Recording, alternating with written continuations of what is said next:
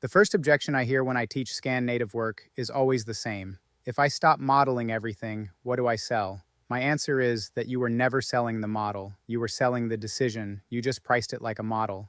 For years, the industry priced reality capture the same way it priced drafting, by the square foot, by the element, by the hour it takes to model the building. That pricing has a built-in punishment. The better you get at answering the decision without modeling, the less you get paid for the same value.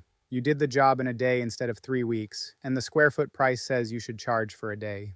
That is a broken model, and it is why efficient firms quietly keep over-modeling.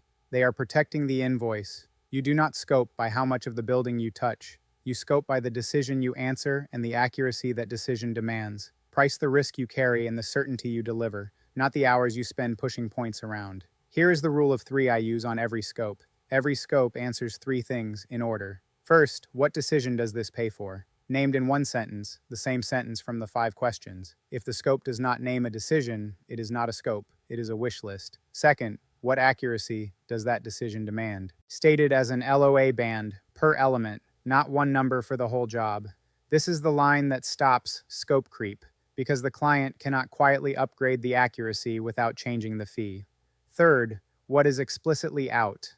The excluded from scope section is not fine print. It is the most valuable part of the document. It is what protects you when someone asks in month 4 why the mezzanine was not modeled. Let me build one live. I will open the scope and fee template and fill it against a real sample job, a warehouse retrofit, talking through each line as I go. First, I list the decisions, not the areas. Does the new rack line fit? Is the slab flat enough for the automated pickers? Where does the installed steel deviate from design? 3 decisions, 3 line items. Second, I set accuracy per decision. The rack clearance is LOA 20. The slab flatness is LOA 30. The steel deviation is LOA 40 in the connection zones. Each one carries its own price because each one carries its own effort and its own risk.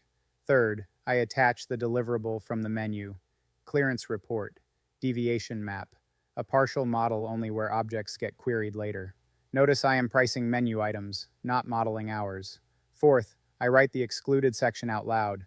No full building model, no architectural finishes modeled, no areas outside the 3 decision zones. I say it plainly so the client hears the boundary before they sign. Fifth, I price the certainty.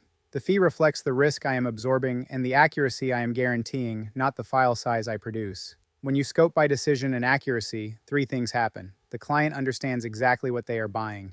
You get paid for being right instead of being slow, and the excluded section becomes the strongest protection you own. That is not a pricing tactic. It is a different business. Take the scope and fee template and run your next real quote through it before you send the one you were about to send. Then compare the two. The difference between those 2 documents is the difference between selling models and selling decisions.